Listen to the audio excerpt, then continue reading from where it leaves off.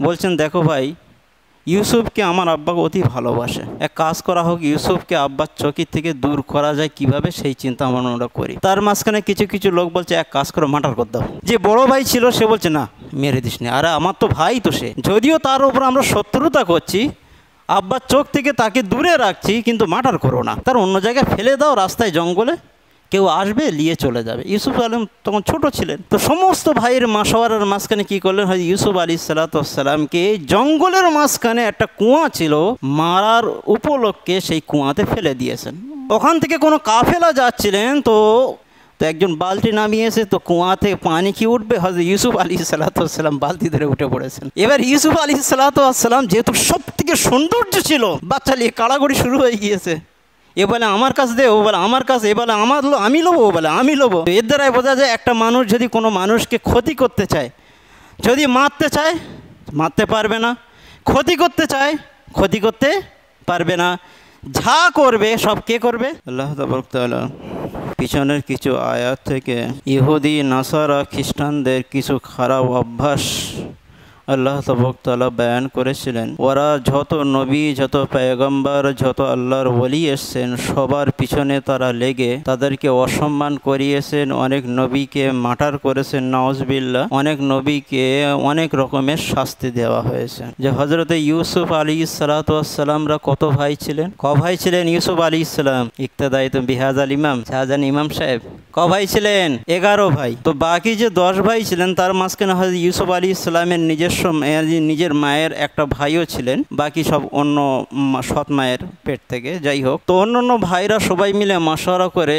বলছেন, দেখো ভাই, ইউসুফকে আমার আব্বাকে অতি ভালোবাসে, এক কাজ করা হোক, ইউসুফকে আব্বার চোখের থেকে দূর করা যায় কিভাবে সেই চিন্তা আমরা করি। তার মাঝখানে কিছু কিছু লোক বলছে, এক কাজ করে মার্ডার করে দাও। যে বড় ভাই ছিল সে বলছে, না মেরে দিস নি, আরে আমার তো ভাই তো সে, যদিও তার উপর আমরা শত্রুতা করছি, আব্বার চোখ থেকে তাকে দূরে রাখছি, কিন্তু মার্ডার করো না, তার অন্য জায়গায় ফেলে দাও, রাস্তায় জঙ্গলে কেউ আসবে নিয়ে চলে যাবে। ইউসুফ আলম তখন ছোট ছিলেন, তো সমস্ত ভাইয়ের মাসওয়ারার মাঝখানে কি করলেন, হয় ইউসুফ আলাইহিসসালামকে জঙ্গলের মাঝখানে একটা কুয়া ছিল, মারার উপলক্ষে সেই কুয়াতে ফেলে দিয়েছেন।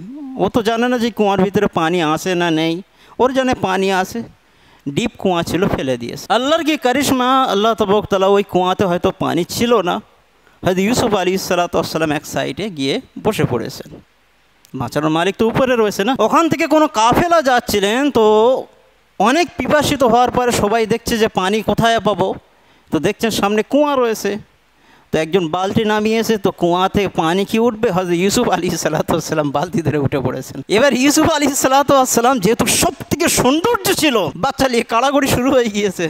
এ বলে আমার কাছে দে, ও বলে আমার কাছে, এ বলে আমি লোবো, ও বলে আমি লোবো। তো বলছে, এক কাজ করো, কারোর লওয়ার দরকার নেই, বাদশার কাছে বিক্রি করে দেয়, পয়সা যা হবে সবাই ভাগ করে নেবো। বাকি বিস্তারিত ঘটনা এরপরে আপনারা অনেক শুনেছেন। তো এই যে কুয়ার ভিতরে ফেলা, এই যে বাপের চোখ থেকে দূরে করা, ভাইরা তো চেয়েছিলেন, কিন্তু ভাইদের যে স্বপ্ন ছিল বাপের চোখ থেকে, তার অন্তর থেকে, তার ভালোবাসা থেকে দূরে করা, সেটা কি পেরেছে? মারার চেষ্টা করেছিল, মারতে পারিনি। বাপের হৃদয় থেকে, অন্তর থেকে তারা দূরে করার চেষ্টা করেছিল, ভালোবাসাকে কাটতে চেয়েছিল, কিন্তু বাপের ভালোবাসা সন্তানের প্রতি এত হয়ে গিয়েছিল যে লাস্ট পজিশনে ইয়াকুব আলাইহিসসালাম অন্ধ হয়ে গিয়েছিলেন ছেলের ভালোবাসাতে, কেঁদে কেঁদে। তো এর দ্বারাই বোঝা যায় একটা মানুষ যদি কোনো মানুষকে ক্ষতি করতে চায়, যদি মারতে চায় মারতে পারবে না, ক্ষতি করতে চায় ক্ষতি করতে পারবে না, যা করবে সব কে করবে? কে করবে? কে করবে? ওই জন্য আমরা অনেক ভাইদের মাঝখানে হয় না যে আমার পাওয়ার আছে তোমাকে ক্ষতি করব, ওর পাওয়ার আছে আমি তোমার হক নিয়ে নেব। খোদার কসম খেয়ে বলছি, আপনি হক নিচ্ছেন না, আল্লাহ আপনাকে ঢিল দিচ্ছে, একসময় এমন তামাচা মারবে যে তামাচা আপনি সহ্য করতে পারবেন না। আপনি কি মনে করেছেন আপনি ভাইয়ের হক নিয়ে কি আপনি কি বেঁচে থাকবেন, সুখে থাকবেন? ভাই সুখে থাকবে? সুখে থাকবে? কোনো মানুষকে যদি বরবাদ করতে চাও তো নিজের হক তাকে দিয়ে দাও, সে এমনি অটোমেটিকলি বরবাদ হয়ে যাবে। হিংসা করার আপনার কোনো প্রয়োজন নেই, এইটাই সব থেকে বড় হিংসা। আপনি যদি কাউকে ধ্বংস করতে চাও, নিজের হক তাকে দিয়ে দাও, ও অটোমেটিক ধ্বংস হয়ে যাবে। ওই জন্য হক সব থেকে বড় জিনিস, আর সব কিছুর পিছনে উপরওয়ালার শক্তি রয়েছে। যা কিছু করবে কে করবে? উপরওয়ালা করবে। আমরা যতই শক্তি লাগাই না কেন, যতই তাকাত লাগাই না কেন, আমাদের শক্তিতে, আমাদের বুদ্ধিতে, আমাদের কোনো জিনিসে কোনো পাওয়ার নেই। একমাত্র পাওয়ারফুল কে? কে? জোরে বলেন কে? আল্লাহ।